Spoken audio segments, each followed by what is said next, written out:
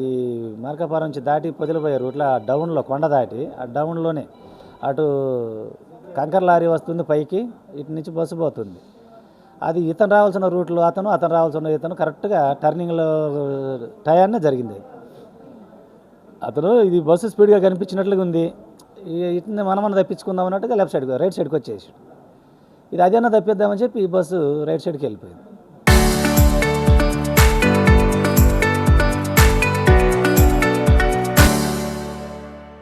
ఇంకా ఆ టర్నింగ్లో ఏం చేయని వెళ్ళిపోయి రెండు నాన్న ఢీ కొట్టుకున్నాయి. ఆ సమయంలో మీరు మేల్కొన్నారా? బస్సు ఎంత స్పీడ్లో ఉండదు సుమారు? కొంచెం డౌన్ కదా, కొంచెం స్పీడ్గానే వస్తుంది. సుమారు ఎంత స్పీడ్ ఉంటుంది 70-60 దాకా స్పీడ్ ఉంటుంది. అది లాంగ్లో నుంచి బాగానే స్పీడ్గానే వస్తుంది, కానీ ఎక్కడ బ్రేక్ కొట్టినట్టు కానీ ఎక్కడ బండిని అటు ఇటుగా తోలినట్టు కానీ లేదు. బండి బాగా కండిషన్గానే దోలకొచ్చింది, కానీ ఇక్కడికి వచ్చేసరికి ఆ టర్నింగ్ కావటం, అదేమో లోడ్ బండి, అది స్పీడ్గా రాదు. ఈయన వచ్చిన స్పీడ్కి అది ఏం రూట్లోకి ఆయన రూట్లోకి పడిపోయింది. అది జరిగింది. అసలు ప్రమాదం జరిగిన సమయంలో మీరు మేల్కొన్నారు కదా, మంటలు అది వ్యాపించింది. ఆ టైంలో ఎవరినన్నా మీరు బయటికి కాపాడటం జరిగింది?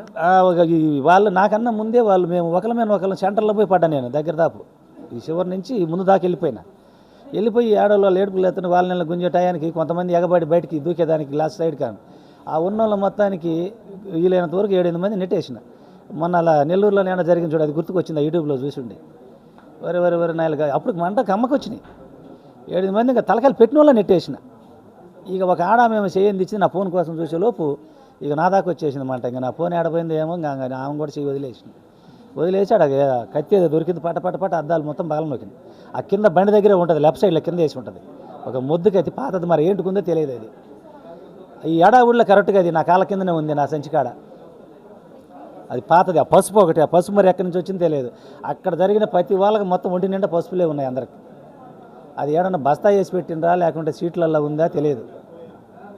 అందరికి అంటే బస్సు ప్రమాదం జరిగిన సమయానికి ఎంతసేపట్లో మంటలు వ్యాపించాయి?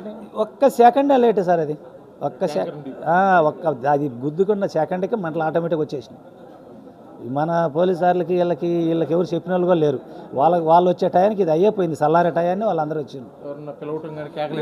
అక్కడ ఎవరు లేరు. ఈ బండిలో ఉన్న వాళ్ళు వాని కేకలేస్తే ఇల్లు ఉన్నారు.